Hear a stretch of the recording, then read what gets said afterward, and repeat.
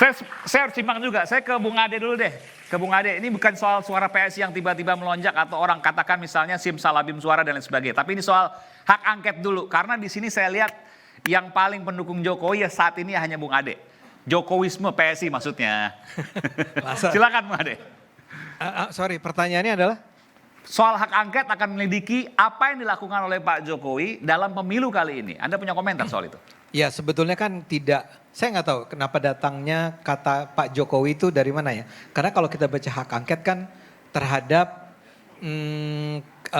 produk-produk dari perundang-undangan lah kira-kira begitu ya. Termasuk dalam hal ini adalah penyelenggaraan pemilu kan. Jadi kalau dalam hal ini saya pribadi, saya lagi-lagi harus mengingatkan. Saya memang datang sebagai seorang kader PSI. Tapi saya tidak ingin mengatakan ini adalah sikap PSI ya. Jadi ini adalah sikap saya dulu nih. Sikap saya adalah hak angket adalah sebuah hak yang layak diajukan oleh anggota DPR. Ketika dia merasa undang-undang pemilu itu ternyata dijalankan secara barangkali curang gitu ya. Barangkali tidak benar, maka wajar dong kalau mereka mengajukan hak angket tersebut. Jadi buat saya, ini soalnya yang mulai ngasih tepuk tangan adalah adik kelas saya namanya Effendi Ghazali. Jadi saya mau bilang nggak perlu terlalu ribut juga ya. Nggak perlu terlalu ribut. Artinya teman-teman yang barangkali merasa khawatir bahwa ini dilakukan untuk pemakzulan Pak Jokowi. Siapa yang bilang tuh? Adalah kan. Saya juga lupa siapa hak angket untuk pemakzulan. Ya itu kan tadi kan itu kecurigaan Anda? Tidak, ini disampaikan oleh sejumlah teman ya. Saya ingin mengatakan bahwa ya kalau itu pun dilakukan ya itu adalah hak konstitusional anggota DPR juga. Kenapa juga harus terlalu meributkan itu?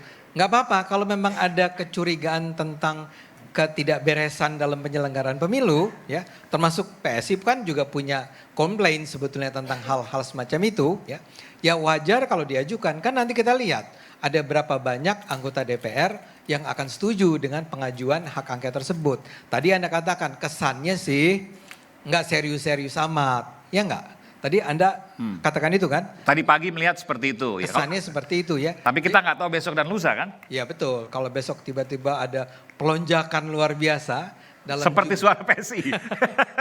Dalam hal jumlah-jumlah tersebut, ada penggelembungan jumlah para pendukung hak angket, juga nggak apa-apa. Itu kan hak konstitusional yang biasa-biasa saja menurut pendapat saya. Ya, kalau nggak setuju ya nggak usah didukung. Saya duga sih enggak. Tapi saya mau tanya Anda deh, ya. Ada kecurangan nggak sih di pemilu 2024 ini? Ya banyak lah kita dengar banyak. Kan. Ada begitu. Contoh? Nggak gini, saya mau bilang ini bukan apa keyakinan saya ya.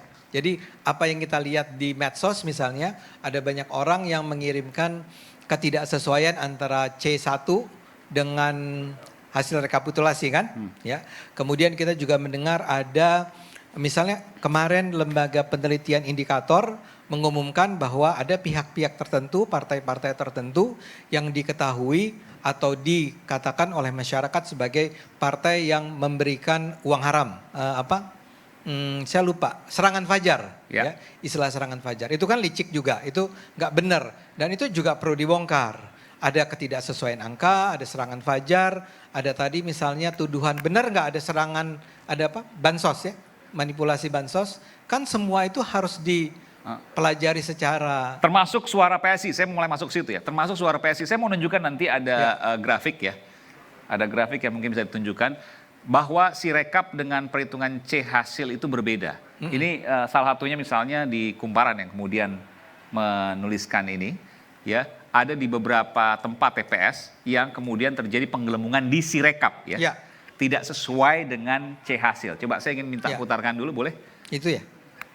Nah ya, TPS 041 Panjer Denpasar Bali. Sirekapnya 46 suara, lembar C1 38. Ada 8 suara ya yang menggelembung.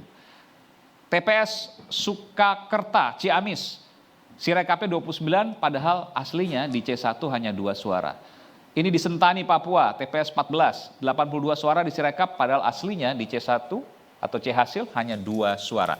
Nanti saya akan berikan kesempatan pada Bung Ade setelah jeda.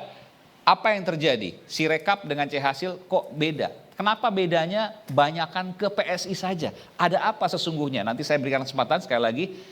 Tetaplah bersama kami di Rakyat Bersuara iNews.